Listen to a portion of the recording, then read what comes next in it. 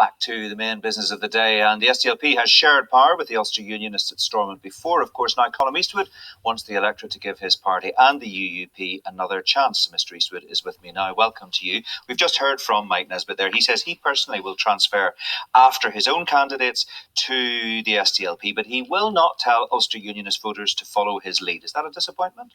No, we're campaigning to get number ones and number twos in certain constituencies. We're fighting very hard to retain seats and gain seats. And our job as a political party is to get people to vote for us. It's the same for Mike Nesbitt.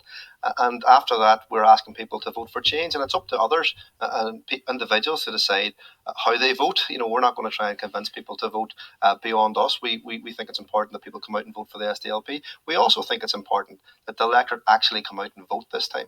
And I fundamentally understand why people have been so fed up, so frustrated, and now so angry at our politics, and why they haven't voted in a long time. I was talking to a man last night who hasn't voted in 16 years, and he was taking a registration form from me to make sure that he could vote this time, because people are not just fed up, they're actually angry and furious at what's going on here. And I think if people want to see that happening and continue to happen, they should of course vote for the government parties, but if they want to see something different, they should vote for something different. Well, Mike Nesbitt was clear about what he will do. Let's just see if you will be as clear about what you will do in your constituency where you are voting. Will you vote for SDLP candidates, and will you give your next preferences to Ulster Unionist candidates? I'll be voting for myself, number one, and then I'll be voting for Mark H. Durkin, number two. I haven't decided what I'll do next, but I will go down the ticket. You haven't decided. You can't say today. You're positing yourself as an alternative government, and you can't look me straight in the eye and say you will support an Ulster Unionist candidate next. I will absolutely transfer to an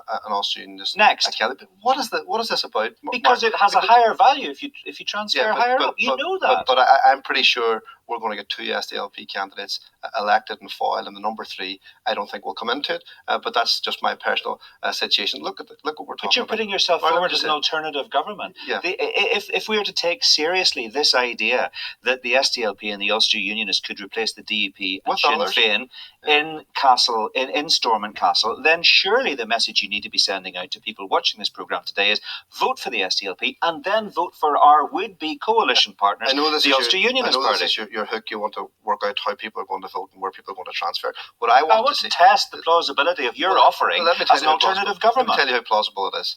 We are two parties who want to work together, who have worked together in opposition, who aren't forced to work together by any stretch of the imagination. There is not one opposition around the world that I can think of who actually work together, who put joint motions down, who have very similar policies on many, many issues. We did that because we thought it was important to show an alternative, and we're going into this election as an alternative. We will work with any party that wants to see change, and in order to form that type of government, we'll need to have other people involved in that as well. But I think people have a simple choice.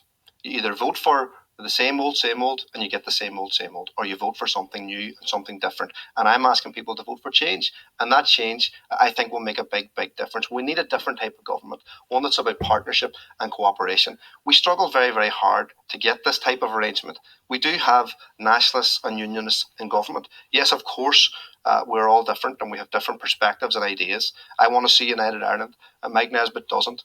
That doesn't stop us working together. The system means that we actually have to work together.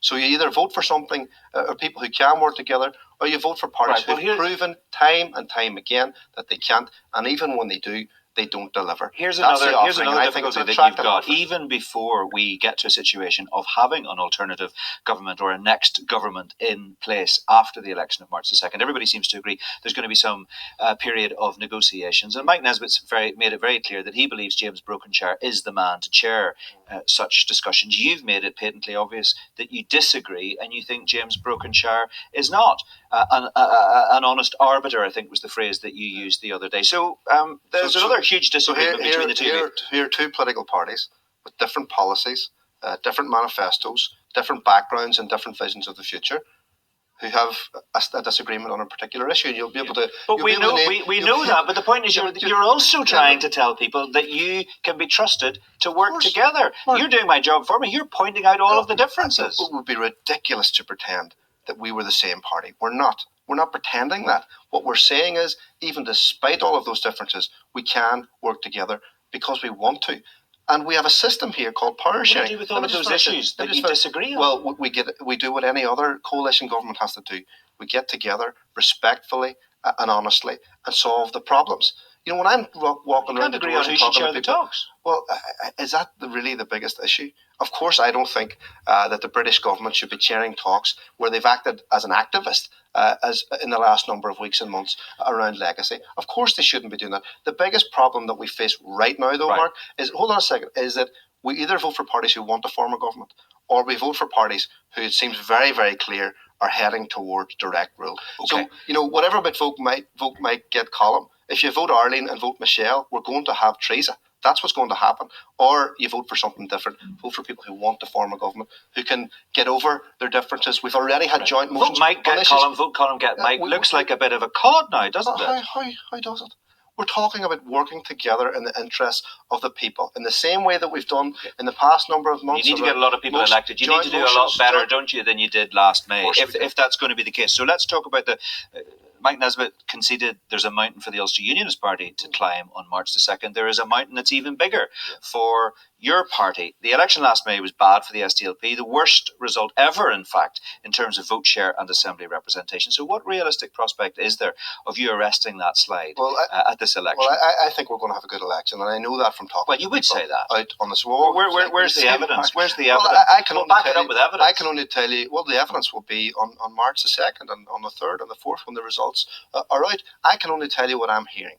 People are fed up with politics, and they're beginning to think that maybe there's an opportunity this time to do something different. We have a very strong offering. We have a fantastic team, a new team who've proven themselves in a very short period of time. You don't have a new team. You've had to go back to two people who have retired and bring them to stand yet again. I mean, I don't want to be ageist about it, but Dolores Kelly standing at 57, John Dallet at 69, whatever about them. Well, they hardly represent fresh blood. You've got a row in East Londonderry between your outgoing MLA and a previously outgoing MLA who wants to come back again. It's hardly perfect preparation to do well at the polls, is it? Can you imagine, oh my God, a political party has a selection route. Sinn Féin have people running against them in North Antrim, in West Tyrone, right across, but those things aren't talked about. What we have is competition for places now. That's a new thing for the SDLP.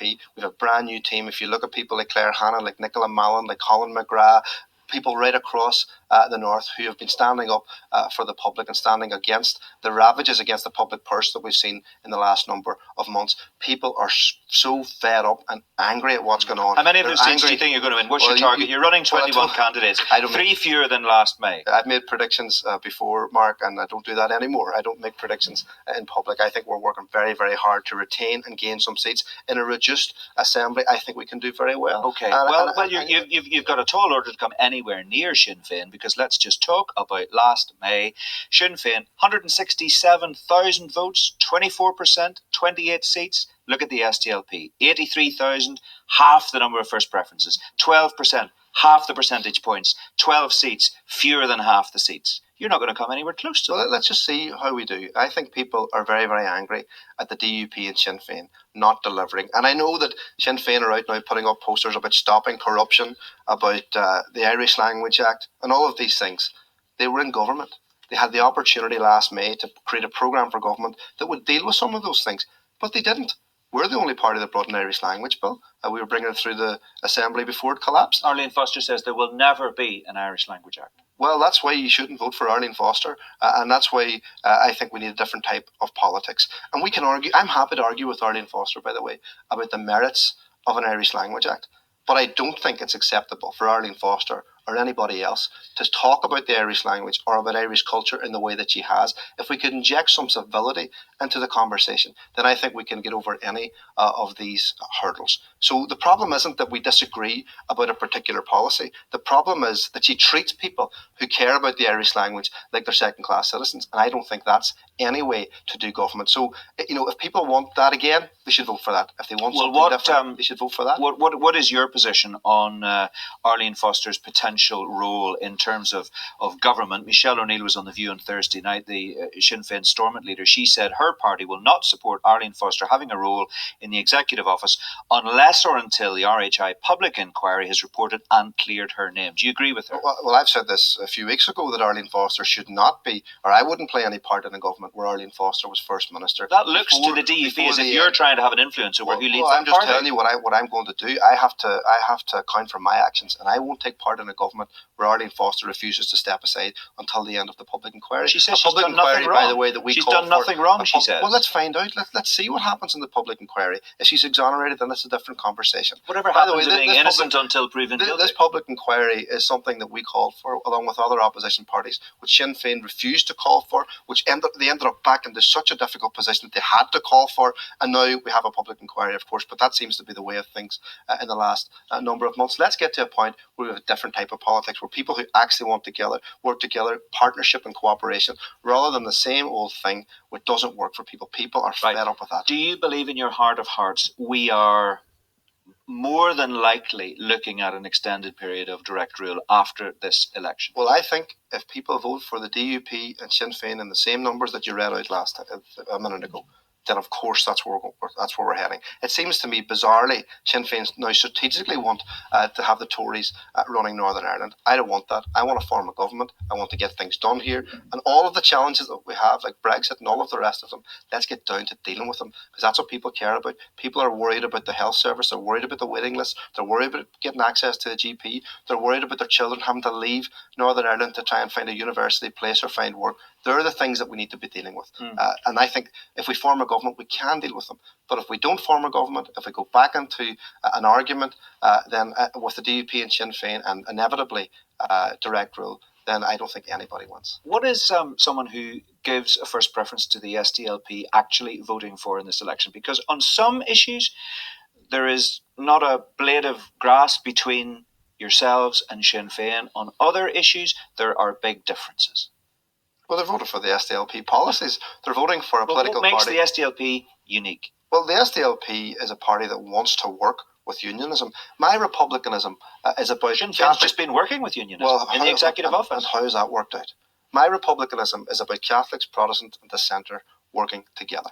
That's why I'm getting trolled on Twitter by Sinn Féin supporters saying it's ridiculous that I'm even considering working with the unionists. We've all signed up to this process, which means that Catholics and Protestants, Unionists and Nationalists have to work together to solve our problems in our common interests. That's what you get with the SDLP. No matter how difficult it is, no matter how many differences we have to work together. That's the only type of future that I believe in. It's the only type of future that I think the public believe in. And it gets us over this hurdle and begins to deal with some of the problems that we have. Okay, all right, we will leave it there. Colin Eastwood, thanks very much indeed.